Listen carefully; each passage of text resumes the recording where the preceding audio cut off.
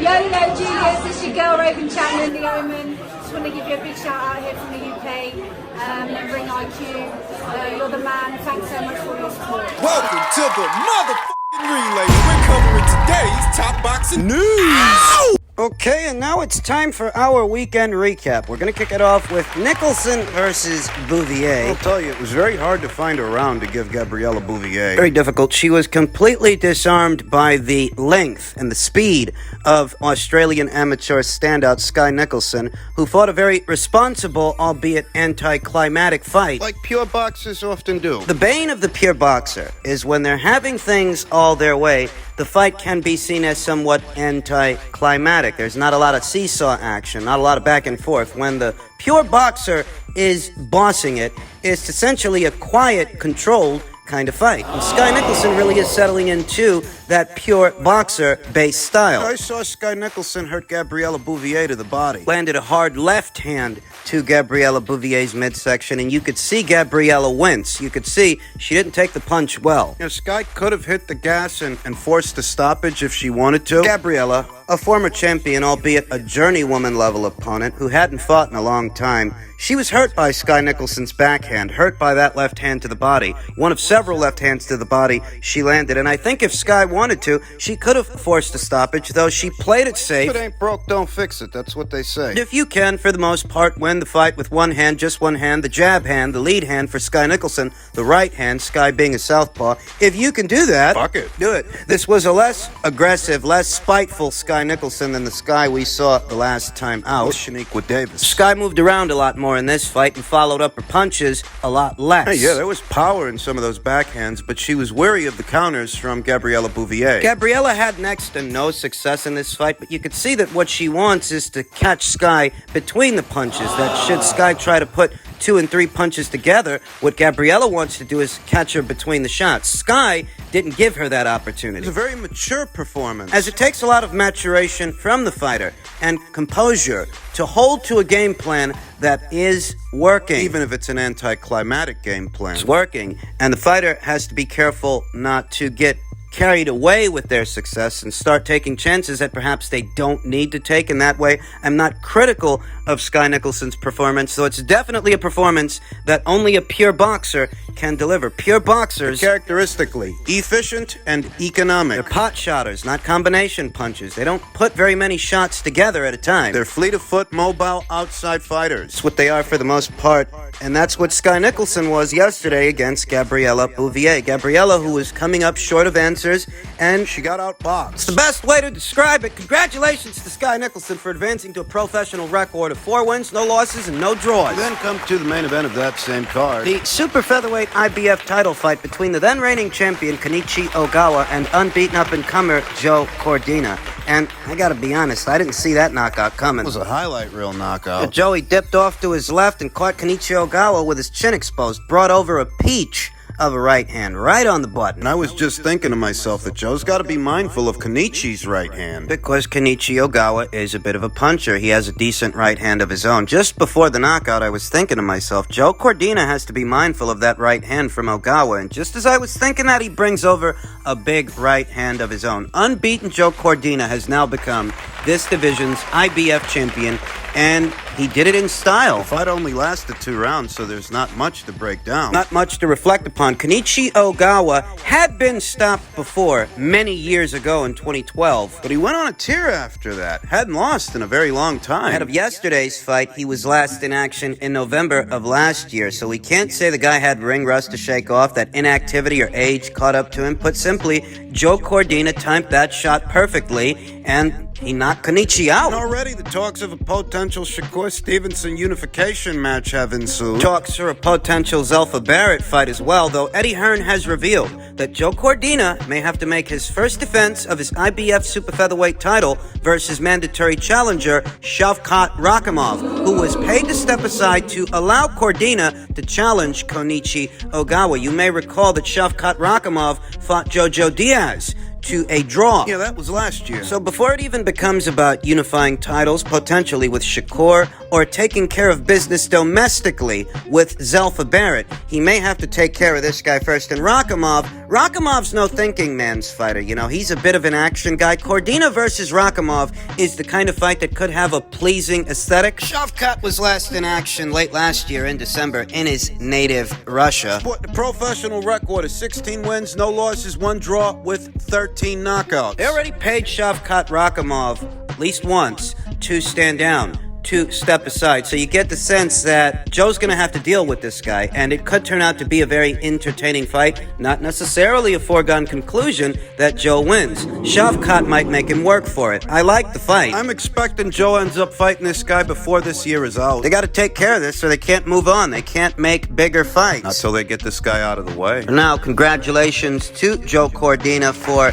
prying away the red belt, prying away the IBF title from Konichi Ogawa, and doing it in style. What an ideal way to send a message to the rest of the weight class. What a way to become a champion with a highlight reel knockout. Cardiff, Wales's Joe Cordina has arrived. We then come to the undercard of Haney versus Kambosos, where we saw Taylor Robertson make her descent to the super flyweight division against then unbeaten Sarah Higginson, and I really liked what I saw from Taylor. Taylor's one of those fighters to where, depending on what fight you're watching, you might see her fall under that pure boxer category. Well, not in this fight. She was more boxer-puncher than pure boxer against Sarah Higginson, putting shots together, being spiteful, being cocky, and confident. Sarah Higginson was the shorter, stumpier fighter. Whereas Taylor was the longer, rangier fighter. And Taylor has a jab. Yeah. Good feet, too. Yeah. You can imagine how difficult that can make things for a shorter, stumpier fighter with slower, flatter feet that's trying to close the gap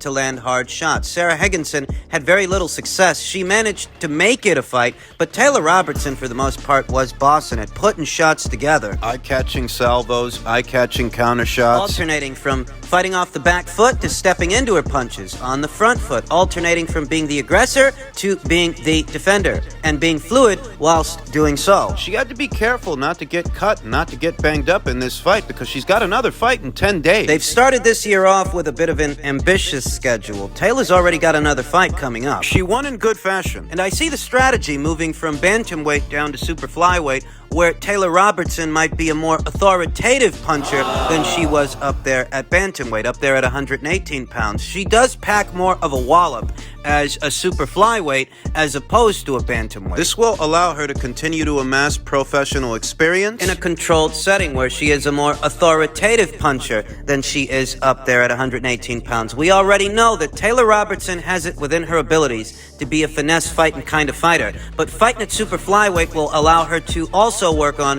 her ferocity, not just her finesse. We already know she's got great fundamentals and great feet. That's how she was able to go the distance with a very experienced shotgun Shannon O'Connell, her countrywoman and a veteran of the sport. If not for that, Taylor Robertson would have got knocked out the same way that Kylie Fulmer got knocked out. So Taylor's got the sweet science down packed more or less. She needs to develop. She just needs to work on her offense a little more. Find that happy medium between her defensive prowess and what could be countering opportunities, offensive opportunities to make the other fighter miss and make the other fighter pay. For now, congratulations to her, and she's going to be in action in 10 days' time on the undercard of Justice Haney versus Joseph Goodall. Look for Taylor's return in about 10 days' time. We then have Lucas Browne's big upset win in the heavyweight division. Listen, I didn't see this coming. I thought Lucas Browne was going to go in there and get splattered. For Christ's sakes, he got splattered by a crossover rugby player who crossed over from rugby into boxing in just one round last year. I had Junior Fa splattering Lucas Browne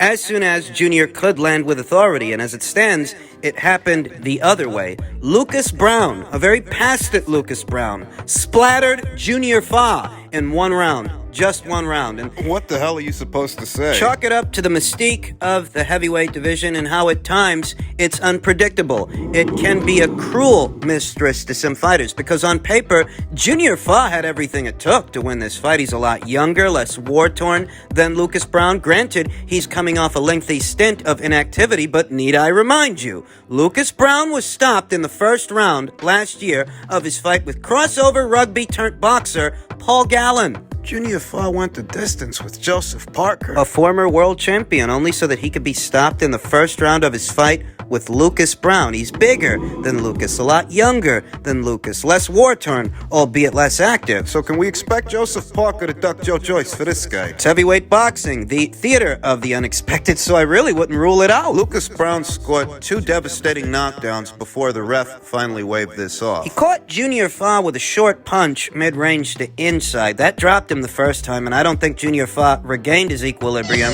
regained his faculties. He was clearly hurt and on spaghetti legs, and he was right there to be caught again by an overhand right that sailed to the back of Junior Fa's head. I don't think it was Lucas's intention to rapid punch the guy. That's just the way it happened. No, I don't think he was intentionally trying to foul Junior Fa, but the way these guys were positioned against each other and the shot that he fired, where it went, when it landed in the back of Junior Fa's head, and he hit the fucking guy so hard, he started seizing as soon as he hit the ground. He landed hard, man. If I have to try and wrap my mind around it, perhaps Junior Fa had been away from the ring for too long. He had been inactive for over a year's time after having dropped that decision to Joseph Parker. Couple the inactivity with the threat level at heavyweight, to where every single guy is always one punch away from being knocked out. And If you want an explanation, that's my explanation. Shit happens. shit happens at heavyweight. It's strange, I know, but sometimes things go terribly wrong in situations where they're not supposed to. You conjure up a Lucas Browne for a guy. You're supposed to be able to win the fight. You're supposed to at least be able to beat the likes of a Lucas Browne. Junior Fa suffered his second professional loss in violent fashion. Big upset win for Lucas Browne. I think Junior,